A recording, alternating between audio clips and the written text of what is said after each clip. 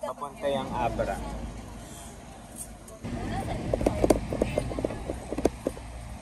Yung Serva Fort din yung sumunod.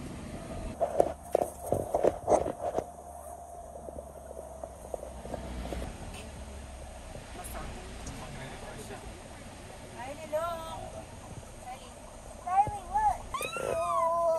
Ano pala yung bawon?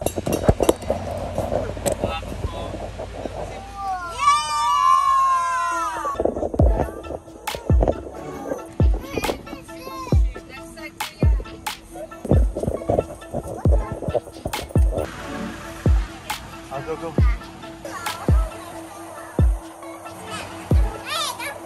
Sorry.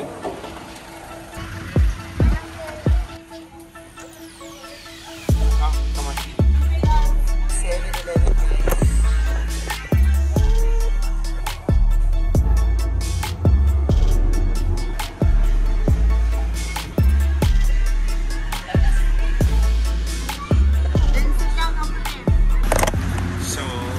Tayo ngayon sa Montenegro, Santa Alberta na roll-on, roll-off ship going to Calapan. Pamasahin na binayaran natin is around 8,000 pesos kasi it's an ordinary going to Calapan, and what I know, ang biyahe is around 2 hours going there. Ayan, so merong mga chairs na kulay green. So dito yung mga passengers. Tapos naka-lock naman siya. Kaya hindi siya gagalaw pagka umalog or something. Tayo dito life vest.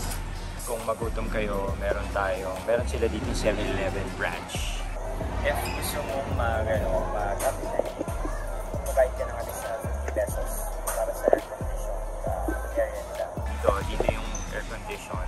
Yan. Dumating kami dito ng around 1 o'clock. So, 1:30 naka-dock na kami. And I think nakalis dito is around 2 o'clock pa. Tapos nagka-dock pa ng mga sasakyan. So, meron din sila ditong trash can. Ito. So, naka-segregate depende sa... I think may ano to eh. Depende sa kulay. Nakita tayo sa taas.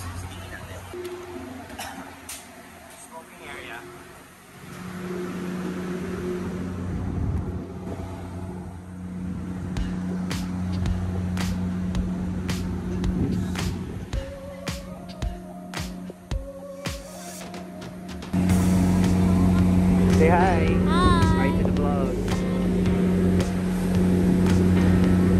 Hi. Hi. Say hi.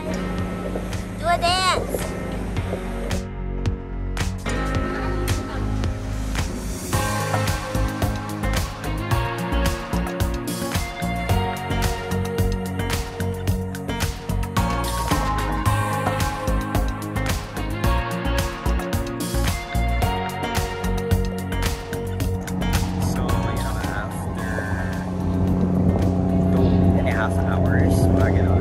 We're almost near sa port na Mindoro sa Calapan, and natatanaw ko na nga dito yung mismo island.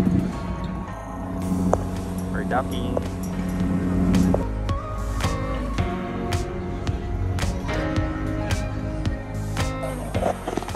So ito na guys, we are docking. Yay! Finally!